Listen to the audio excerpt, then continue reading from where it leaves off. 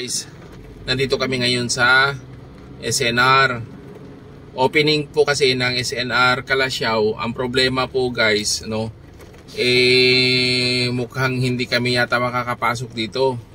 Ngayon pa ulan na rin. Kaya ito hanggang kanina ay umabot na kami ng siyam-siyam. Magdadalawang oras na kami guys, Kaya kung kayo ay nagbabalak na pumunta dito sa SNR, sigurado magtitiis kayo ng traffic. Kung ngayong oras kayo pupunta dito guys ay alas 12 na, Alas 12 na ba?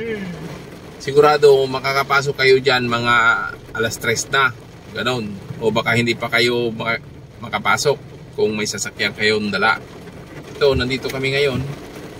Kasi nagutom na rin kami. Kanina pa kami alas 10 na pumunta dito. Kaya lang, kararating lang namin dito guys. Tapos biglang umulan pa, edi wag na kami tutuloy. Sa susunod na lang kami. Dito, hindi pwedeng dumaan? Saan? Yan? Ay, walang tan dyan? Wala. Yan guys, bigla pang umulan. O di, uwi na lang muna kami. Babalik na lang kami sa susunod.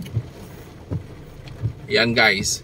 Tapos nagla-live naman ako. Hindi naman ako makapag-live dahil wala din signal. Pinapatay. So ano pa magagawa natin? Yung mga iba naglalakad na lang guys. Basa na sila. Sobrang traffic talaga guys. Wala nang galawan. Kaya susunod na lang kami pupunta. Yan guys, bumper to bumper guys. Yan lahat yan kung saan saan napapalada. Full pack.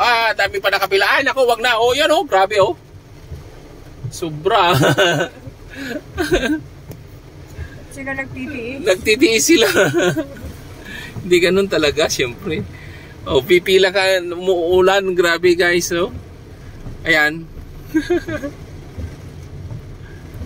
Mga 1 month pa bago ka makapunta rito. Sigurado.